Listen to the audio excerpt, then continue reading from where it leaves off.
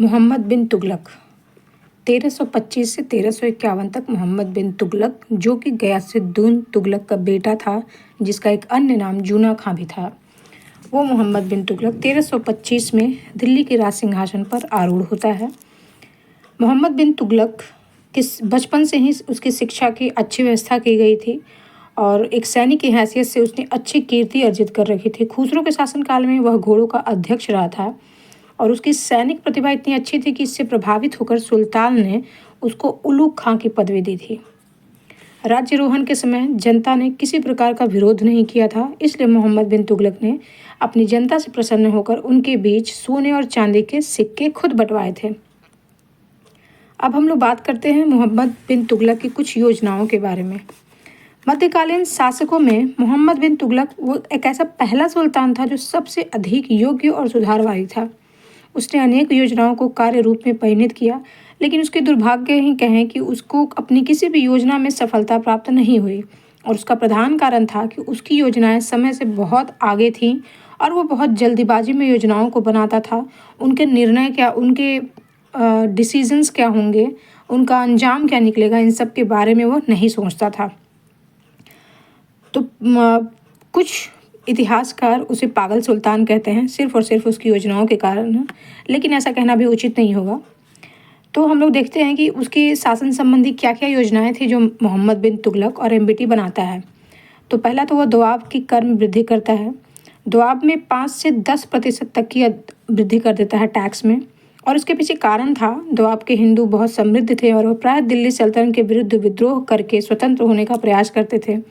दूसरा, दोआब का प्रदेश था वो अत्यधिक उपजाऊ था, तो इस क्षेत्र पर कर वृद्धि के अतिरिक्त उसने पशुओं पर भी कर लगाया, चारगाहों पर भी कर लगाया और मकानों आदि पर भी कर लगाया। लेकिन उसकी गलती बस यही हुई कि जिस समय कर में वृद्धि की गई थी उस समय अनावृष्टि के कारण दुर्भिक्ष पड़ा हुआ था, मीन्स कि अकाल हुआ होगा या बाढ़ आया हुआ होगा, तो उसके कारण फसल उस साल अच्छी नहीं हुई थी। लेकिन सुल्तान को इन सब का ज्ञान नहीं था। भूमि कर और अन्य करों की वसूलता बड़ी कठोरता से की गई। इतिहासकार बर्नी लिखता है कि कर वसूली इतनी कठोरता से की गई कि किसान भिखारी और अमीर विद्रोही बन गए और ज़मीनें बंजर पड़ी रहने लगी। किसान अपनी ज़मीनें और पशु छोड़कर जंगल में भाग गए, और जब सुल्तान को यह पता चला कि सब जंगल में भाग गए हैं तो उसने सैनिक भेजकर जंगलों से उन किसानों को जानवरों की तरह पकड़ा और उनका संहार करवाया। दोआब, कन्नौज, इन संपूर्ण इलाकों को बर्बाद कर दिया। जो कर नहीं देता उस प्रत्येक आदमी को पकड़ लिया गया और उसको मार डाला गया। परंतु जब सुल्तान को वास्तविक स्थिति का पूर्ण ज्ञान होता है कि यहाँ तो अकाल पड़ रहा था या फसल का उत्पादन अच्छे से नहीं हुआ था, तो किसानों की भरसक मदद करता है।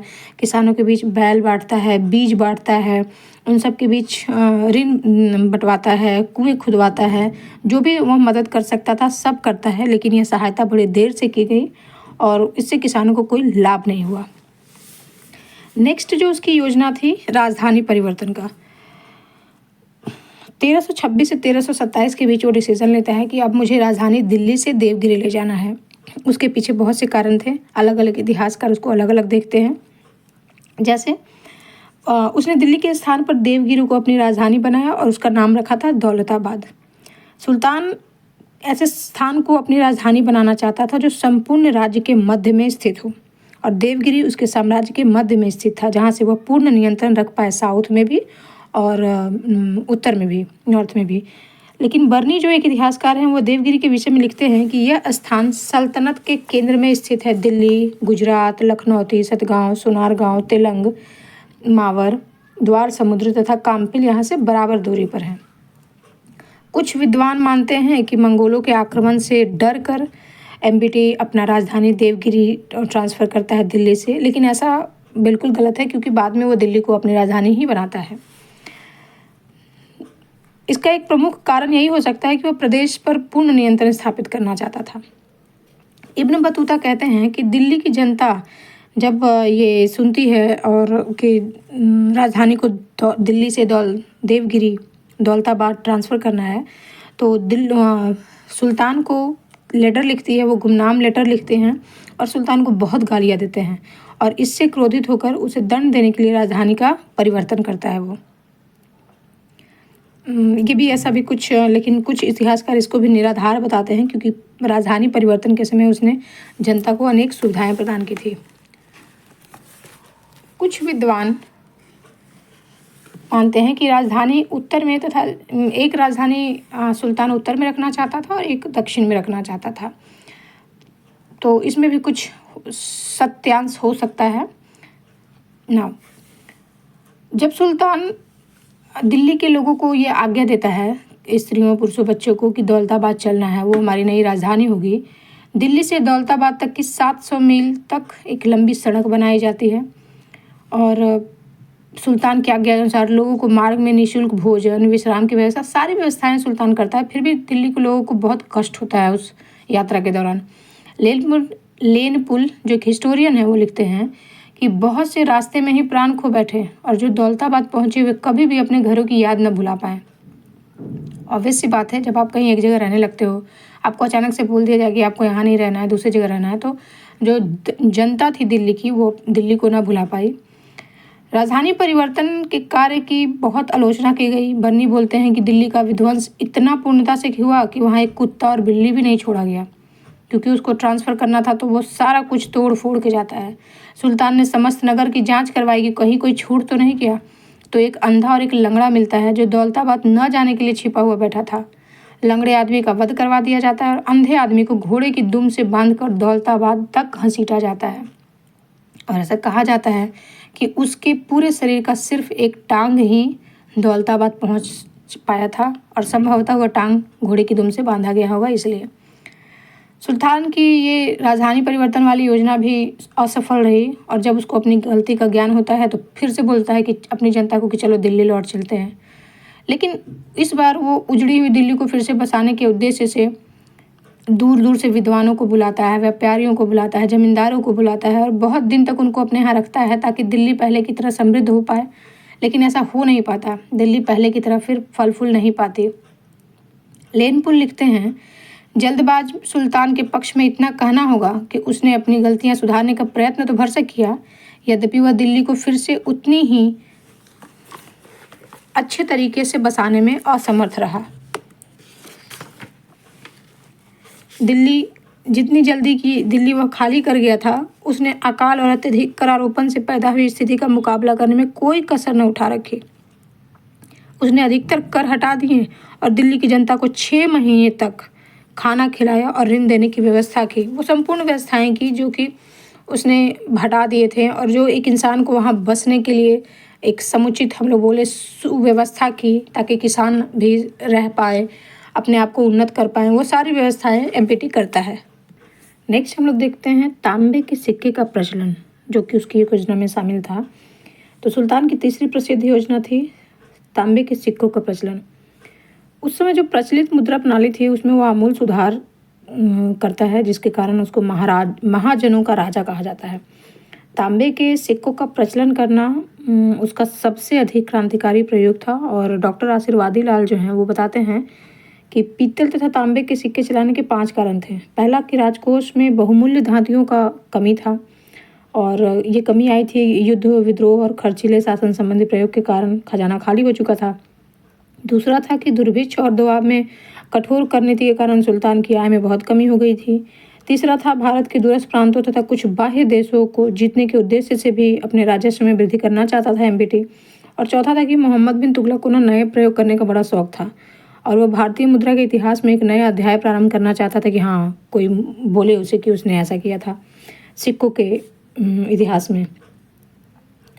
तो 5वां कारण था, इस विषय में उसे चीनी और ईरानी शासक से प्रेरणा मिली थी जिन्होंने 13वीं शताब्दी में अपने देश में सांकेतिक मुद्रा जारी की थी। इन सभी कारणों से सुल्तान तांबे के सिक्कों का प्रचलन कर देता है और उनका मूल्य सोने और चांदी के सिक्कों के मूल्य के बराबर कर देता है।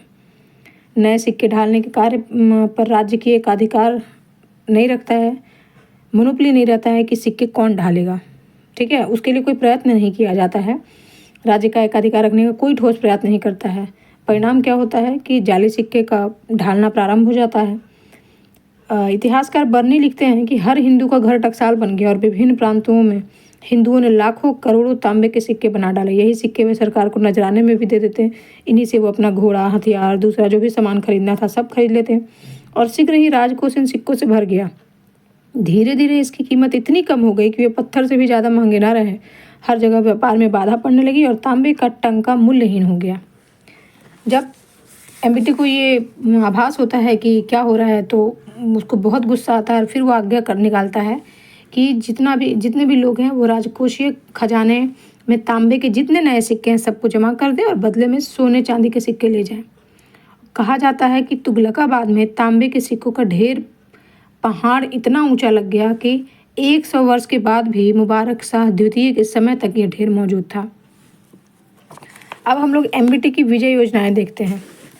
तो विजय योजनाओं में एमबीटी को अलाउद्दीन के समान ही, उसके जैसा ही बहुत महत्वाकांक्षी बताया गया है और वो अपने साम्राज्य के बाहरी प्रदेशों को भी जीतकर अपने राज्य में शामिल करना चाहता था, अपने राज्य का विस्तार करना चाहता था। फरिश्ता लिखते हैं कि वह युद्ध क्षेत्र में अपनी वीरता के लिए अलाउद्दीन से कम प्रसिद्ध नहीं था जितना कि उन गुणों के लिए, और वो अपने उन गुणों के लिए भी जो किसी पुरुष को व्यक्तिगत समाज का भूषण बना देते हैं बहुत प्रसिद्ध था। अपने साम्राज्य को विस्तृत करने की अनवरत अभिलाषा ही थी कि उसके जीवन का अधिकांश समय शिविर में ही व्यतीत हुआ।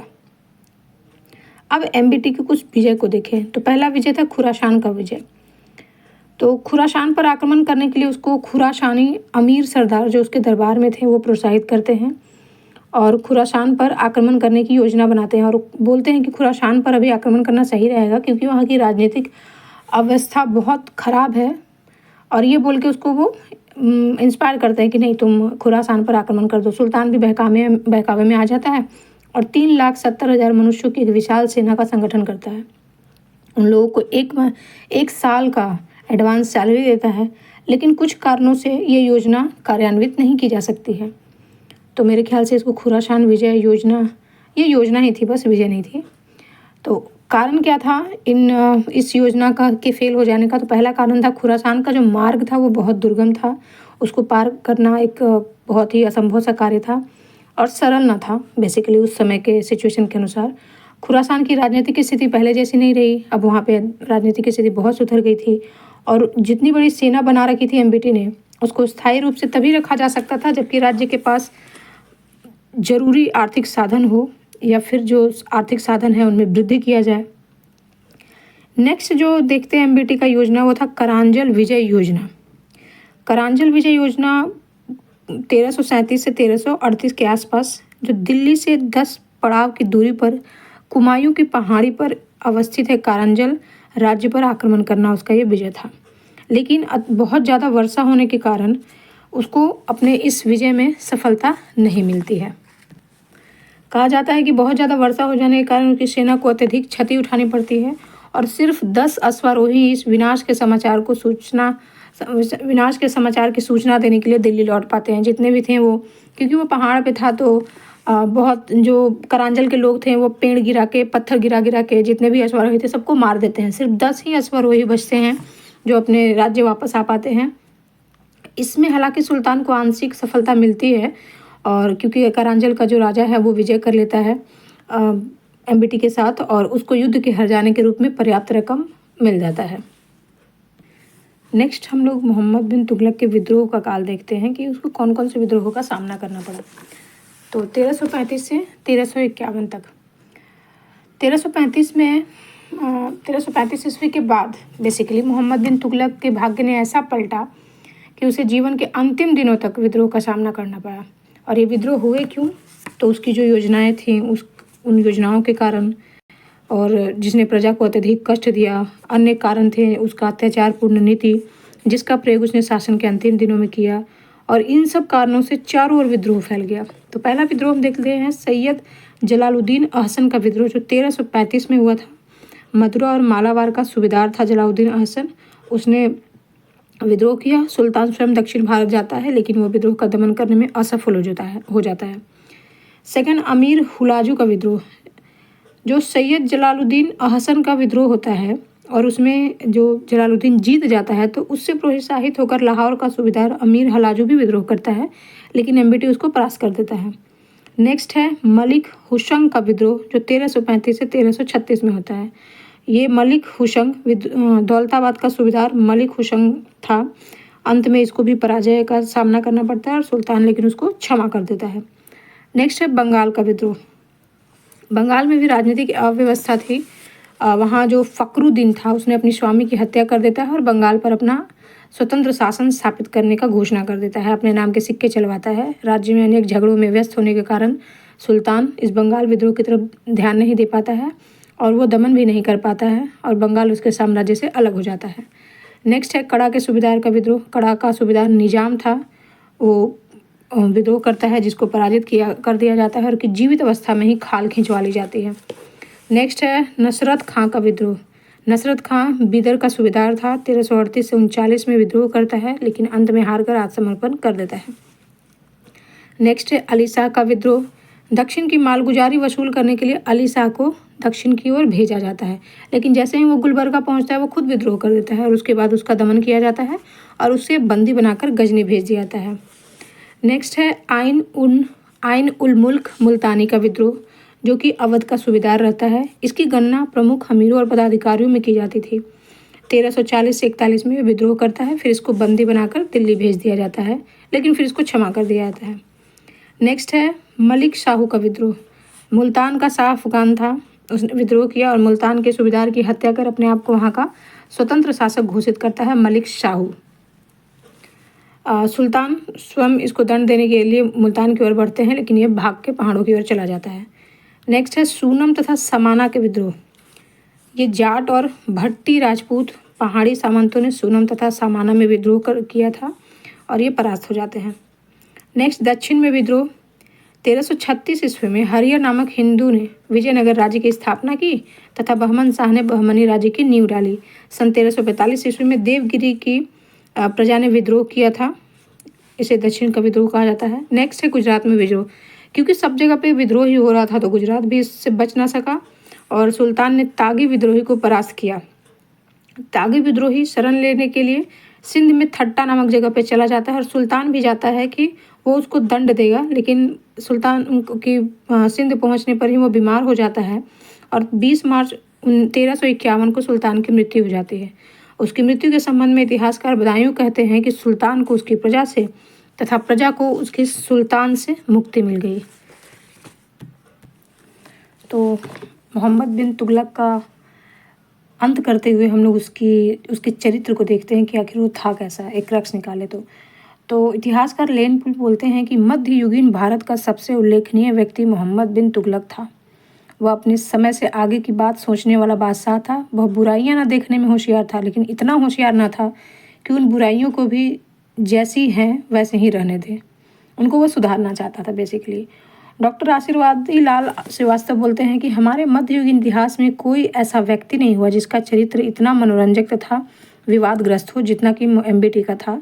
वह कल्पना के जगत में उड़ा करता था। कागज पर तो उसकी योजनाएं ठोस होती थी, किंतु जब उन्हें कार्यान्वित किया जाता था तो वह निष्फल सिद्ध हो जाती थी। मीन्स कि वो उनके एग्जीक्यूशन पे ध्यान नहीं दे पाता था। प्लानिंग तो करता था लेकिन प्लानिंग के एग्जीक्यूशन पे ध्यान नहीं दे पाता था।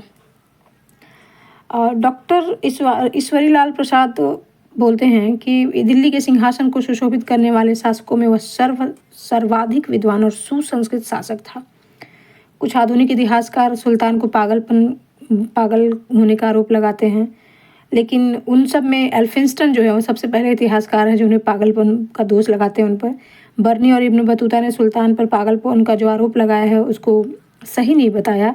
ये उनके साथ अन्याय होगा एमबीटी के साथ। और वो रक्त पिपासा का जो उस पर आरोप लगा था एमबीटी पे उसको भी निर्मूल बताया, क्योंकि उस युग में शासन करने के लिए रक्तपात की नीति का अनुसरण करना जरूरी था। रक्तपात की नीति का अनुसरण करने वाला शासक ही पूर्ण रूपेण सफल हो सकता था।